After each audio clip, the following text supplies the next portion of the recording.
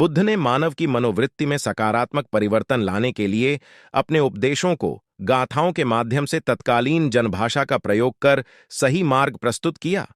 उनका ऐसा ही एक प्रसंग आइए जानते हैं।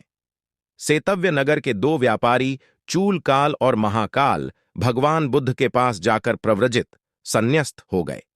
महाकाल, जो बड्ढा था, प्रव्रजित होने के बाद थोड़े ही दिनों में अरहत्व पा लिया था, किंतु चूलकाल प्रव्रजित होने पर भी उसका मन गृहस्थी और काम भोग विलास की सोच में ही लगा रहा। एक समय भगवान उनके साथ जब सेतव्य नगर गए, तब चूलकाल को स्त्रियों ने पकड़ डाच कर श्वेत वस्त्र पहना दिए। दूसरे दिन महाकाल को भी वैसा ही करना चाहा जैसा चूलकाल के साथ किया, लेकिन महाकाल अपने बुद्धिबल से निकल आए। भिक्षुओं ने ऐसा देखते हुए भगवान से पूछा। तब भगवान ने कहा, भिक्षुओं, चूलकाल उठते बैठते शुभ ही शुभ देखता विचारता था, जैसे कि झरने के तट पर कोई दुर्बल वृक्ष हो, किंतु शुभ देखते हुए विचरने वाला महाकाल शैल पर्वत के समान अचल है। कहकर इन गाथाओं को कहा। शुभानुपस्सिंग विहरणतम इंद्रियेषु असंवुतम भोजनम ही अमत्तमन्यु कुसीतम हीन वीरियम तम वे पसहति मारो वातो रूखम व दुब्बल। अर्थ, शुभ ही शुभ देखते हुए विहार करने वाले, इंद्रियों में असंयत, भोजन में मात्रा न जानने वाले, आलसी और उद्योगहीन पुरुष को मार वैसे ही गिरा देता है जैसे वायु दुर्बल वृक्ष को। अशुभानुपस्सिम विहरणतम इंद्रियेषु सुसंवुतम भोजनम ही च मत्तन्युम सद्धम आरद्धवीर्यम तम वे नप्पसहति मारो वातो सेलम व पब्बतम। अर्थ, अशुभ देखते हुए विहार करने वाले, इंद्रियों में संयत, भोजन में मात्रा जानने वाले, श्रद्धावान और उद्योगी पुरुष को मार वैसे ही नहीं डिगा सकता जैसे शैल पर्वत को। व्याख्या। उपरोक्त बुद्ध के वचन उनके मनोविज्ञान की आधारशिलाएं हैं। उपरोक्त गाथाओं में बुद्ध ने 5 दुर्गुणों विषय रस भोगों को शुभ समझना, इंद्रियों का असंयत होना, भोजन की मात्रा न जानना, आलसी होना तथा उत्साहहीन होना, इन 5 दुर्गुणों में उलझा मनुष्य मार के द्वारा, मनोविकारों द्वारा अर्थात अकुशल प्रवृत्तियों द्वारा मारा जाता है। जैसे दुर्बल वृक्ष को आंधी रौंद देती है, वैसे ही उपरोक्त 5 दुर्गुण मनुष्य को पीढ़ामयी स्थिति में पहुंचा देते हैं। मनुष्य यह नहीं समझ पाता कि विषय में रस है या रस विषय में, या मनुष्य की अपनी धारणा में। इस अनिर्णय की स्थिति के कारण मनुष्य विषय भोगों को शुभ ही शुभ देखता हुआ अविद्या के गर्त में फंस जाता है और दुखी होकर पीढ़ा का भागी बनता है। जब मनुष्य को विषय भोग आकर्षक लगने लगते हैं तो स्वभावतः उसकी इंद्रियां असंयत यानी चंचल हो जाती हैं, और जब व्यक्ति को विषय भोग विवेक की दृष्टि से तुच्छ दिखने लगते हैं तो उसकी इंद्रियां अपने आप संयत हो जाती हैं। जो व्यक्ति भोजन पर संयम नहीं रख पाता, वह मन को क्या साध सकता है। अपर्याप्त भोजन आलसी बनाता है। अतः भोजन वही ठीक है जो स्वच्छ, सात्विक और सुपाच्य हो, और उसे कड़ी भूख लगने पर संतुलित मात्रा में लिया जाए। कुसीत होना यानी आलसी होना भी दुर्गुण है। जो मनुष्य आलसी है वह भौतिक उन्नति नहीं कर सकता। ऐसा व्यक्ति आध्यात्मिक साधना या उन्नति क्या कर सकेगा। अतः किसी भी क्षेत्र में उन्नति के लिए आलस्यहीन तथा उद्योगशील होना आवश्यक है। आलस बहुत बद्धा दुर्गुण है। आलस्य असंयत जीवन का परिणाम है। हीन वीर्य होना यानी उत्साहहीन होना। जिस व्यक्ति में उत्साह नहीं, वह इस संसार पर एक प्रकार बोझ है। वह सेवा, स्वाध्याय और साधना से मन चुराएगा, और ऐसे व्यक्ति की जीवन ऊर्जा उसके अपने भीतर ही संघर्षरत रहेगी। बुद्ध ने कहा है कि यह संसार अनित्य है, परिवर्तनशील है, क्षणभंगुर है। जिस व्यक्ति की यह समझ में आ गया कि विषयों में रस नहीं है, वह इंद्रिय संयमी होगा, और जो संतुलित भोजन करेगा वह सुख से रहेगा और साधना में आगे बढ़ेगा। जब तक व्यक्ति में उद्देश्य प्राप्ति के लिए श्रद्धा तथा मनोबल नहीं होगा, तब तक उद्देश्य सिद्ध नहीं होगा, साधना सफल नहीं होगी। यदि व्यक्ति श्रद्धावान और मनोबली है तो उसे साधना एवं उद्देश्य की प्राप्ति में शीघ्र सफलता प्राप्त होती है। अपने मन को नियंत्रित करें, अपने जीवन को नियंत्रित करें। बुद्ध की सरलीकृत बुद्धि, बुद्ध की बुद्धि के साथ अपने मन की शक्ति में कदम रखें। जानें कि कैसे मन ही सब कुछ है। आप जो सोचते हैं आप वही बन जाते हैं। जीवन और व्यक्तिगत विकास के प्रति आपके दृष्टिकोण को बदल सकता है। गौतम बुद्ध का कथन। मन ही सब कुछ है। आप जो सोचते हैं आप वही बन जाते हैं। मानव मन की शक्ति और हमारे विचारों की हमारी वास्तविकता को आकार देने की क्षमता के बारे में गहरी अंतर्दृष्टि प्रदान करता है। यह विचार हालांकि गहरा है, लेकिन इसे बेहतर ढंग से समझने और अपने जीवन में लागू करने में हमारी मदद करने के लिए सरल बनाया जा सकता है। उद्धरण का पहला भाग, दिमाग ही सब कुछ है, इस बात पर प्रकाश डालता है कि हमारा दिमाग हमारे आसपास की दुनिया को समझने के लिए सिर्फ एक उपकरण से कहीं ज्यादा है।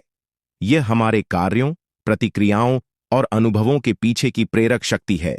संक्षेप में, यह हमारा दिमाग ही है जो हमारे जीवन की दिशा तय करता है और जिस दुनिया में हम रहते हैं उसे आकार देता है।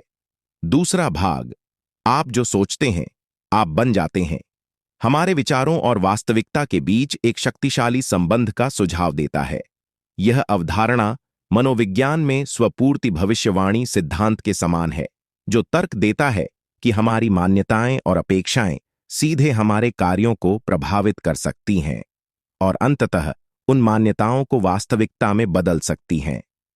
उदाहरण के लिए, यदि हम सकारात्मक सोचते हैं और अपनी क्षमताओं पर विश्वास करते हैं, तो हम कार्रवाई करने और सफलता प्राप्त करने की अधिक संभावना रखते हैं। इसके विपरीत, यदि हम भय और आत्मसंदेह पर ही ध्यान केंद्रित करते रहेंगे, तो हम अवसरों से चूक जाएंगे तथा इससे हमारी उपलब्धि कम होने की वास्तविकता और मजबूत होगी।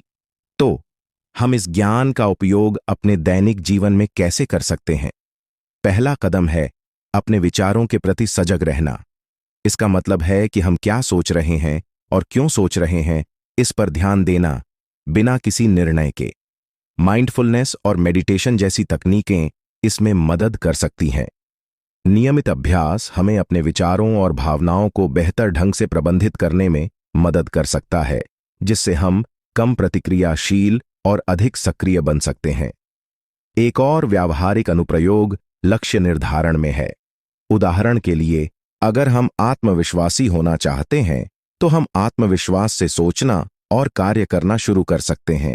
समय के साथ यह हमारे आत्मविश्वास को मजबूत करने और हमें वास्तव में अधिक आत्मविश्वासी बनाने में मदद कर सकता है। बुद्ध का उद्धरण हमारे मन की शक्ति और सकारात्मक सोच के महत्व की याद दिलाता है। यह हमें अपनी वास्तविकता को सकारात्मक रूप से प्रभावित करने के लिए अपने विचारों को सक्रिय रूप से आकार देने के लिए प्रोत्साहित करता है, बजाय इसके कि हम चीजों को वैसे ही स्वीकार करें जैसे वे हैं। इस ज्ञान को समझकर और उसे लागू करके हम अपने जीवन पर नियंत्रण कर सकते हैं, अपनी पूरी क्षमता को उजागर कर सकते हैं और वह व्यक्ति बन सकते हैं जो हम बनना चाहते हैं। बुद्ध ने उस बूढ़े शिष्य से पूछा, क्या आयु होगी आपकी? बूढ़े व्यक्ति ने उत्तर दिया, यही कोई 70 साल। बुद्ध मुस्कुराए और कहा, नहीं, आप सही उम्र नहीं बता रहे हैं। यह सुनकर बूढ़ा व्यक्ति परेशान हो गया। वह जानता था कि बुद्ध बिना वजह एक भी शब्द नहीं कहते हैं, और यदि बुद्ध कह रहे हैं तो जरूर कोई बात होगी। उसने फिर बुद्ध से कहा, मैं मेरी उम्र गलत नहीं बता रहा हूं। मेरे बाल सफेद हो गए हैं, दांत गिर गए हैं, मेरे पोते पोती हैं। मैं 70 वर्ष का हूं। मैंने पूरा जीवन जिस उम्र के हिसाब से बिताया है वह यही है, लेकिन आपको क्या लगता है मेरी उम्र क्या है? बुद्ध ने कहा, तुम्हारी उम्र 1 वर्ष है। ये बात सुनकर बूढ़ा व्यक्ति और ज्यादा परेशान हो गया। उसने कहा, आप ऐसा क्यों कह रहे हैं? बुद्ध बोले, सच तो ये है कि तुमने जो 69 साल दुनियादारी में व्यतीत किए हैं वो बेकार ही गए। जब तुमने धर्म को खोजना शुरू किया, जब तुम पूर्ण रूप से सदाचारी हुए, जब तुमने आत्मा की यात्रा की, जब तुम ध्यान की ओर बढ़े, उसे तो 1 साल ही हुआ है। इसीलिए तुम्हारी आयु 1 वर्ष ही मानी जाएगी। सीख, अपनी उम्र का एक एक पल का सही उपयोग करें। हमारी जो भी उम्र है उसमें से अधिकांश समय तो हम व्यर्थ के कामों में बर्बाद कर देते हैं। बुद्ध का इशारा है कि जब हम अपनी उम्र के बारे में सोचें तो ये ध्यान रखें कि हमने कितना समय सदाचार, परमात्मा का ध्यान, धर्म कर्म के काम में व्यतीत किया है। कायदे से वही समय हमारी सच्ची उम्र है। गौतम बुद्ध के एक वृद्ध शिष्य थे। वे बुद्ध के साथ ही रहते थे। उनका स्वभाव बहुत ही भोला भाला था। एक दिन बुद्ध ने सोचा कि चलो आज इस बूढ़े सरल इंसान से कुछ गहरी बातें करते हैं। गौतम बुद्ध के बुद्धि की तीक्ष्णता वैज्ञानिक आइंस्टाइन से भी अधिक तीव्र थी। वजह है कि संसार को जानने के दो तरीके हैं, एक तो बाहर की तरफ खोज करके और दूसरा भीतर की खोज से। और बाहर की खोज अभी तक जारी है। चीजें सरल होने की बजाय और क्लिष्ट हो रही हैं। दुविधा कम होने की जगह बढ़ती जा रही है। आज के वैज्ञानिक जितना दुविधा में हैं, आज से 100 साल पहले नहीं थे, तो वजह यह थी कि खोज भी इतनी गहरी नहीं हुई थी। भीतर की यात्रा सभी दुविधाओं को एक तरफ संभाल के रख देने की यात्रा है। आप देख सकते हैं कि दुविधा है, पर आप दुविधा को दूर खड़े देख रहे हैं।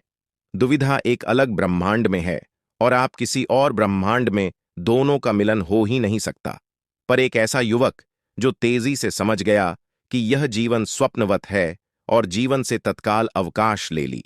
ऐसी प्रज्ञा, समझ और बुद्धि कई जन्मों के बाद मिलती है, जैसी बुद्ध में देखने को मिली। आकर्षण कम नहीं थे, एक राजकुमार होना, धन ऐश्वर्य सब कदमों में होना, फिर भी ऐसी विलक्षण बुद्धि कि संसार से विरक्त हुए। यह ऐसा है जैसे अत्यंत रूपवान और सुंदर होते हुए भी शरीर का त्याग, सिर्फ इतनी समझ से कि यह नश्वर है, आज है कल नहीं है। बुलबुले जैसा है, अत्यंत धनवान होते हुए भी धन को घास पात के जैसा त्याग देना, यह जानकर कि यह भ्रामक है और नशे के जैसा मतिभ्रम पैदा करता है। आज के संसार में ऐसी कल्पना करना भी मुश्किल है, पर आज भी बुद्ध जैसे लोग जन्म ले रहे हैं। बाहर जितना दिखावा, सतहीपन और लालच बढ़ता है, उतना ही भीतर की यात्रा के लिए वातावरण अनुकूल होता जाता है। तो आश्चर्य नहीं कि यह उत्तर लिखते हुए ही कई लोग बुद्ध जैसी यात्रा पर निकल रहे हों। आइंस्टाइन भी अपनी जगह विलक्षण थे। यहां 3 आयामों में ही ब्रह्मांड की कल्पना करनी मुश्किल है। उन्होंने चौथे आयाम की समझ विकसित की और उसके आधार पर सटीक निष्कर्ष निकाले। पर यह मेरी राय में विलक्षण तो है, पर बुद्ध जैसा विलक्षणता की सीमा को भी तोड़ता नहीं है।